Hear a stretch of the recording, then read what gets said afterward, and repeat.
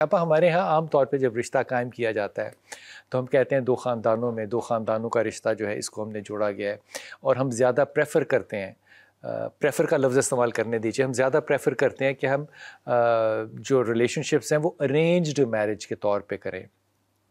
لیکن arranged marriage کے بعد پھر جو ذہنی اگر کفالت نہ ملے آپس میں یا انڈرسٹینڈنگ کے اندر ٹائم ملے تو وہ بڑا کم شارٹ ٹائم ہوتا ہے کسی کو بھی ایڈجسٹ کرنے کا. لیکن دوسری طرف اگر دیکھیں، اگر لڑکا لڑکی اپنے پہلے سے جانتے ہیں تو ایک زیادہ سہولت میسر ہوگی، لڑکے کو بھی لڑکی کو بھی، خاندانوں کو بھی ایک دوسرے کے جانتے ہوں گے.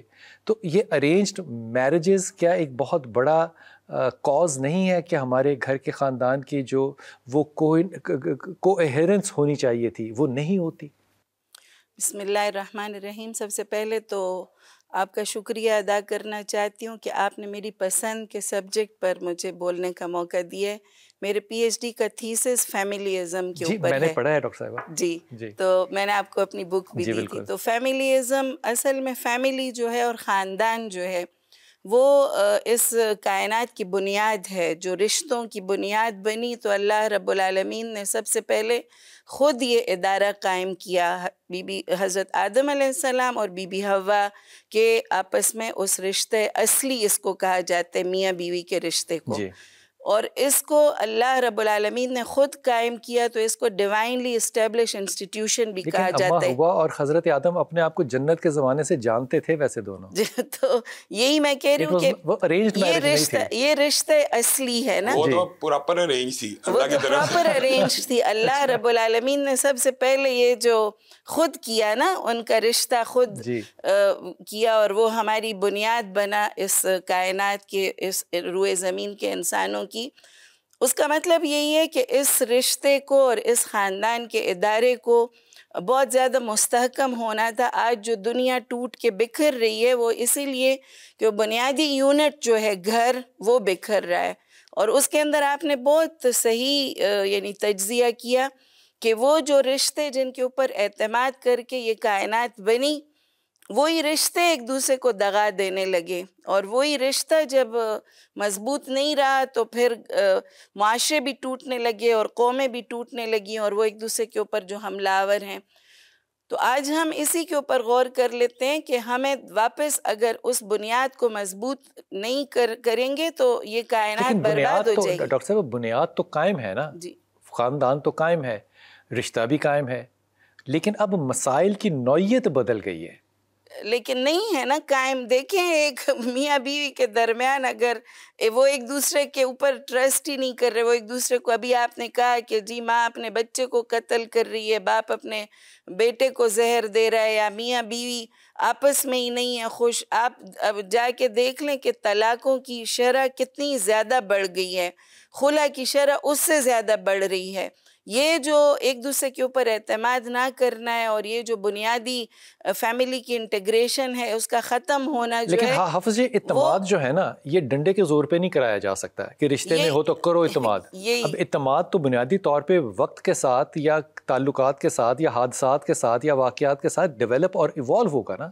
تو یہ بہتر نہیں ہے کہ لڑکا لڑکی پہلے سے جانتے ہو، آدھے مسائل تو حل ہونا. نہیں جی، یہ تو اب مسائل پیدا ہی ادھر ہو رہے ہیں جہاں وہ پہلے سے جو صرف لڑکا لڑکی کے درمیان تھوڑی یہ رشتہ ہوتا ہے.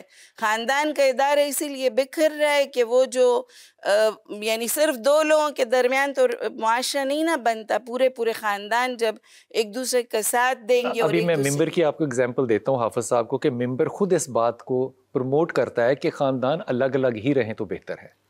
جب ممبر یہ کہتا ہے تو پھر ہماری کیا مجال؟ بسم اللہ الرحمن الرحیم. بلال بھائی بنیادی طور کے اوپر میں یہ سمجھتا ہوں کہ ساری ڈیبیٹ کو اگر ہم اس بات سے شروع کریں کہ رسول اللہ صلی اللہ علیہ وسلم نے جب یہ انسٹیٹیوشن قائم، جیسے بہن نے کہا ہے ایک ادارہ ہے، ایک انسٹیٹیوشن ہے، اس کے قائم ہونے سے قبل کی بھی کچھ شرائط لگائی ہے. مثلاً وہ بھی بڑی زیادہ تفصیلی ہیں، میں تیزی سے بیان کرتا ہوں.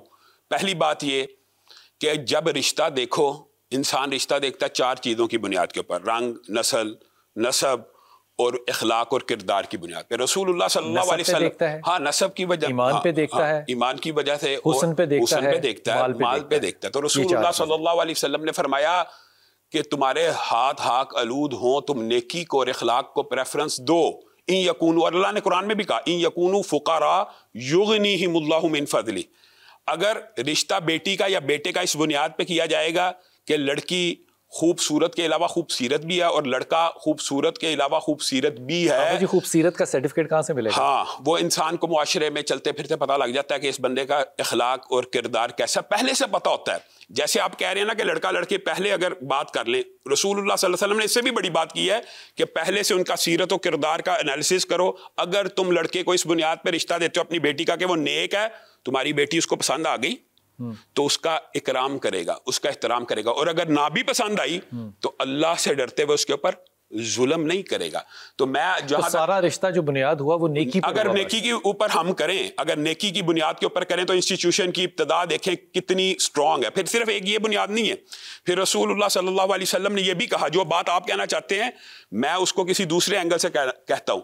رسول اللہ صلی اللہ علیہ وسلم نے کہا انصار کی عورتوں کو دیکھ لیا کرو، اور چہرہ دیکھنے کی اجازت دی، معاذ اللہ برہنہ دیکھنے کی نہیں. تو چہرہ دیکھ لیا کرو اور تاکہ تمہیں پتہ چل جائے کہ ان کی شکل و صورت اگر تمہیں رشتہ ہونا ہو تو نقاب اتارا جا سکتا ہے. رشتے کے لیے عورت کو مرد کا چہرہ اور مرد کو عورت کا چہرہ دیکھنے کی اجازت ہے. رشتے نقاب اتارا جا سکتا ہے. نقاب چہرے کا ہی اتارنا نا، باقی تو کسی کی چیز کرنے کی کیا ضرورت ہے؟ کیا آپ جس سے نقاب کر رہے تھے مجھے ایک بات بتائیں، نہیں اس کو آپ وقت ضرورت نقاب اتار دیں. صرف آپ نے اس کو دکھانا کہ آپ کو اگر یہ شکل صورت ناپسند آئے تو آج کہہ دیں تاکہ بعد میں پوری زندگی حرام نہ ہو. بنیادی طور پہ رسول اللہ صلی اللہ علیہ وسلم نے اس کی کوئی لیمٹ نہیں ہے کنسنٹ. میں آپ کو ایک بات بتاتا ہوں، یہ جو کنسنٹ ہے لڑکا اور لڑکی کا، جو آپ چاہتے ہیں کہ پہلے ملیں، اس سے بہتر نہیں ہے کہ ملنے کے بجائے صرف ایک دفعہ دیکھ لیا جائے اور اگر پسند آ جائے تو صورت کا پتہ چل گیا. سیرت کا تو معاشرہ بتا دیتا ہے کہ کیسی ہے لوگ. پھر تیسری بات یہ ہے، رسول اللہ صلی اللہ علیہ وسلم نے اجازت دیا لڑکے اور لڑکی کو، اختیار دیا ہے کہ وہ اگر ناپسند کرنا چاہیں تو اپنے والد کو کہہ دیں جہاں پہ آپ میرا رشتہ کرنا چاہتے ہیں میں نہیں کرنا چاہتی. لڑکی کو بھی اجازت ہے اور لڑکے کو بھی اجازت ہے، پہلے ہی رشتہ کرنے سے پہلے ہی اجازت ہے. اور پھر تیسری بات رسول اللہ صلی اللہ علیہ وسلم نے کہا جب آپ نکاح کریں تو نکاح کے اندر سب سے کم تکلف کریں. اب مجھے ایک بات بتائیں، رسول اللہ صلی اللہ علیہ وسلم کا فرمان ہے، اس کا جھگڑوں سے کیا تعلق ہے؟ میں بتاتا ہوں کیا تعلق ہے. حدیث کے الفاظ ہیں، سب سے بہترین نکاح وہ ہے، حدیث ہے، سب سے بہترین نکاح اور سب سے بابرکت نکاح وہ ہے جس میں سب سے کم تکلف ہو. بیٹی کا نکاح ہر بندہ چاہتا ہے کہ بابرکت ہو اور انسان کی یعنی بیٹی آباد ہو، لیکن ہم تکلفات کا ایسا جرادہ نکالتے ہیں کہ 20 30 اب تو یہ بھی چھوٹی رقم رہ گئی ہے، 50 لاکھ روپے کا حال ہوتا ہے اور 1 کروڑ روپے کا کھانا کھلایا جاتا ہے. بے برکتی ہے، یہ بے برکتی ہے نا. یہاں پہ آدھے علماء یہ کہتے ہیں کہ حسب توفیق اگر کوئی باپ اپنی بیٹی کو دے رہا ہے تو آپ کو اس پہ کیا اعتراض ہے؟ دینے کے اوپر میں نے نہیں بات کی، میں نے تو یہ کہا کہ نکاح کے اوپر تکلف 50 کروڑ دینے جوگا ہے، سب سے کم تکلف ہے، وہ کیوں نہ کرے؟ لیکن ہوتا کیا ہے، اس بیٹی کو دیکھ کے کئی بیٹیوں کی آہیں لگ جاتی ہے کہ ہمارے باپ کے پاس تو یہ پیسہ نہیں ہے. جہیز کو کہتے ہیں کہ ہاں ہمارے جہیز بھی اپنے حیثیت کے مطابق دیتے ہیں، تو وہاں بھی یہ اپنی حیثیت کے مطابق دینا جائز ہے، لیکن مانگنا تو جائز نہیں ہے. کہ مانگنا بھی جائز ہے؟ مجھے نہیں پتا، آپ بتائیں. مانگنا حرام ہے کہ اچھا مجھے دینا جائز ہے، مانگنا حرام ہے. اب دیکھیں اس کی وجہ یہ ہے، سن لیں، حرام نہ کہیں، میں حرام کہتا ہوں، آپ کہیں برا کہیں. نہیں برا کلچر برائی، میں آپ کو بتاتا ہوں اس کی وجہ سن لیں. حق مہر عورت کو ملتا ہے کہ مرد کو؟ عورت کو.